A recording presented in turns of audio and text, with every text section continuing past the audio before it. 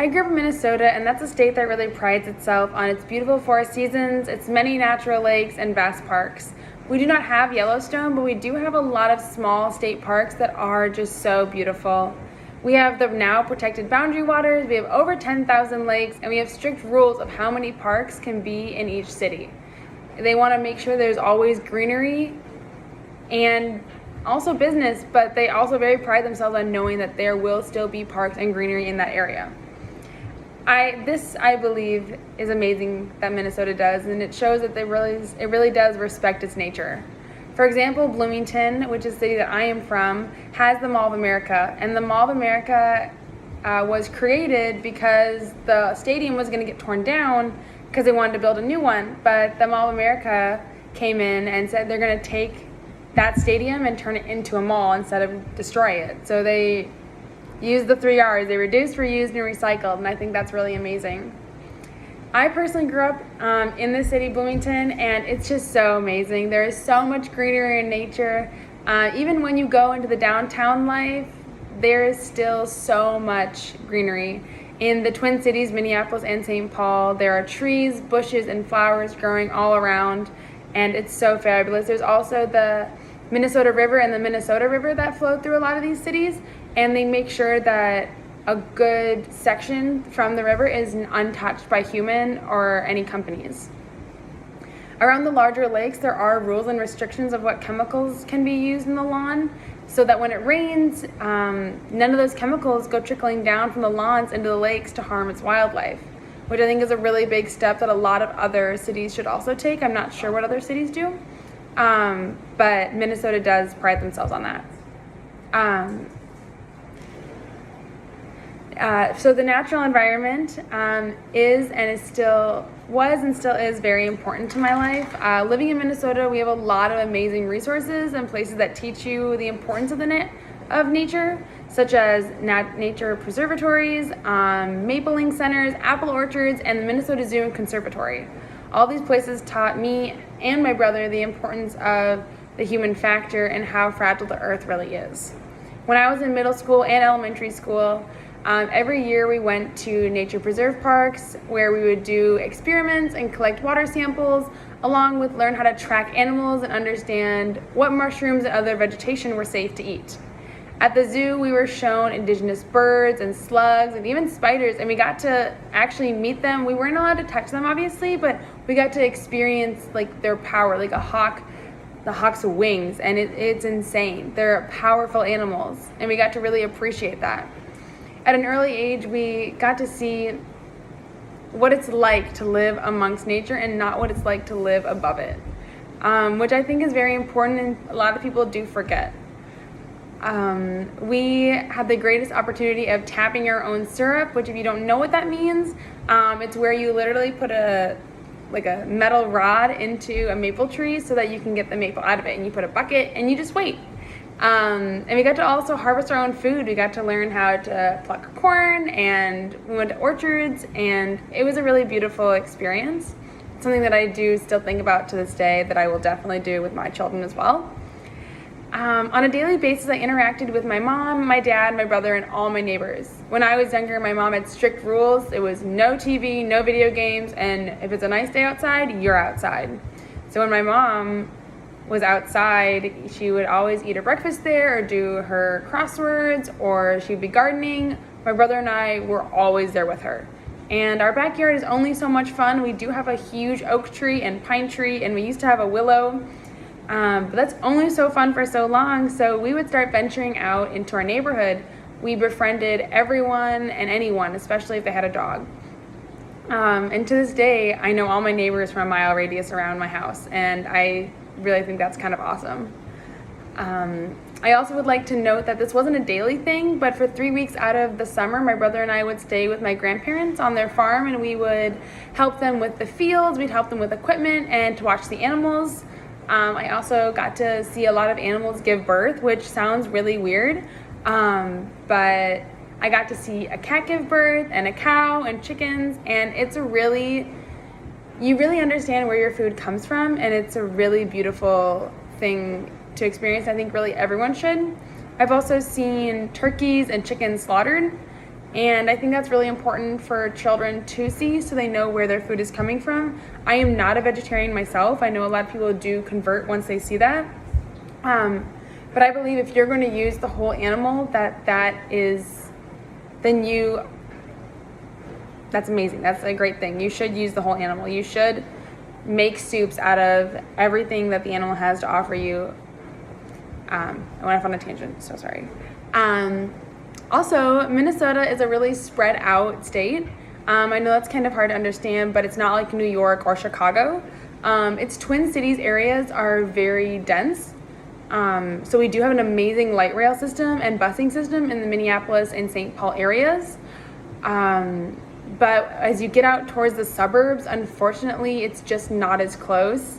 Bus stops are everywhere, but in the suburbs, you do have to walk a little farther, and in negative 10-degree weather, that is a really hard thing to do. I did it for a while, and you really have to have the proper equipment to sit in a bus station that is open. But for me personally, I live really close to the Mall of America, and that is a big hub for the light rail. And the light rail will bring you most places that you need to go in the Twin Cities area. Some of the big stops that they do are the stadiums, the Capitol, and the U of M. And since I have a lot of friends that go to the U of M, I'd always take the transit out there, and then I would just meet them. In the summers, I try to walk and bike most places. I do admit, in the summers, I do go up north to my friends' cabins, and that is so far away and in like the weirdest of nooks and crannies. So unfortunately, I cannot just bike or walk there. I do have to take a car. They are thinking about putting a light rail that goes from the Twin Cities all the way up to Duluth. This wouldn't really help for a lot of cabin situations, but it also would help a lot of people who do go to Duluth a lot. It's only a 2.5-hour car ride, but it's a really beautiful city that a lot of people in Minnesota go to a lot in the summer. So yeah.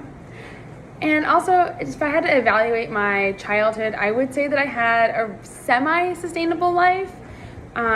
We had a large garden, and every week my mom and I would go to the farmer's market. My mom also taught me that when buying foods, you need to really be careful of what is inside of them. Something that I really probably would never have learned, because a lot of my friends don't even know that still, and I had to explain that to them of like the chemicals and the preservatives that are in stuff that just don't need to be there. We would go to the store, and I would, like as a child, ask my mom for like a bag of chips, and she'd look at those chips and she would look at the bag of ingredients and be like, we can create this without all of this preservatives. And then we'd buy potatoes, and she would show me how fun and exciting it is to actually create something of your own. And as a kid, I thought this was so silly. I was like, oh my God, I just want the brightly colored bag. And that's what they get you is marketing. So, but she really did teach me to be self-efficient, and she showed me how fun cooking can be.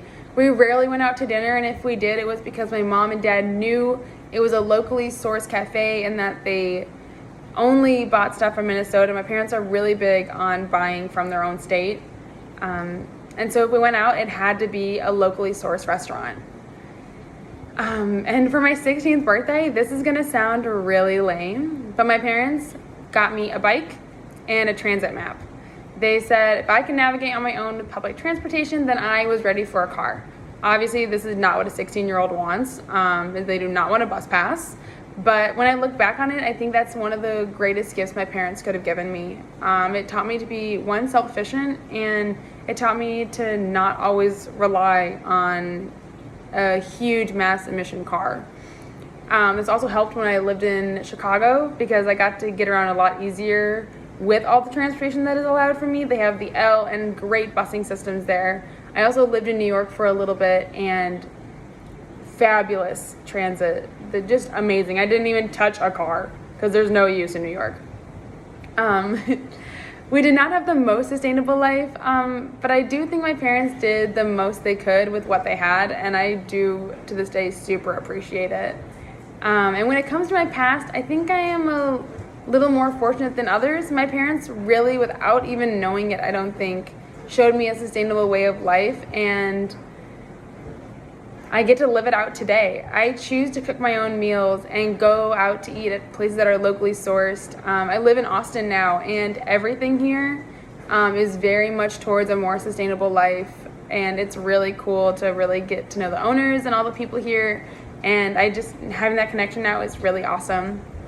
And I do believe that you do vote with your dollar, and I do not want to help support multi-million-dollar corporations that are just putting chemicals and bad foods into your body. In my whole life, I've really only eaten at McDonald's a handful of times, like one handful of times. And I know that sounds pretty weird, but it's great. I just don't want to support chains like that, so I choose an alternative life. I've also chosen to spread this to my friends and other family members as well. A lot of my friends, just because I have shown them how great cooking is and how much fun it can be, they have chosen to do that themselves and learn a lot more. And we have like FaceTime calls about it, and it's really exciting. A few have also started their own herb garden, and I think that's really fun. I have one as well, and I super love it. I'm learning so much about how to take care of a plant so that I can try to go even bigger with like tomatoes and zucchinis and butternut squash. So my vision honestly is for everyone to have a small garden, even if that garden is just an herb garden, because that's still helping out and you being a little bit more resourceful than you were before. Also, to go along with that, a compost pile. I don't have one of those right now, and it hurts my heart, but I will soon, so fear not. I think the drive for sustainability comes from human values because we are now taking responsibility and ownership for our actions and the actions of our ancestors. And a huge value that comes into play is accountability. We need to, 1, step forward and accept that we have a problem, and then 2, we need to step up and be the solution. We are humans and we make mistakes, but we are also going to learn from them. Humans literally came about because cavemen and Neanderthals and so on and so forth learned from their mistakes. And that's how we got survival of the fittest. That's how we got here today. We just need to learn from our mistakes before it's just too late.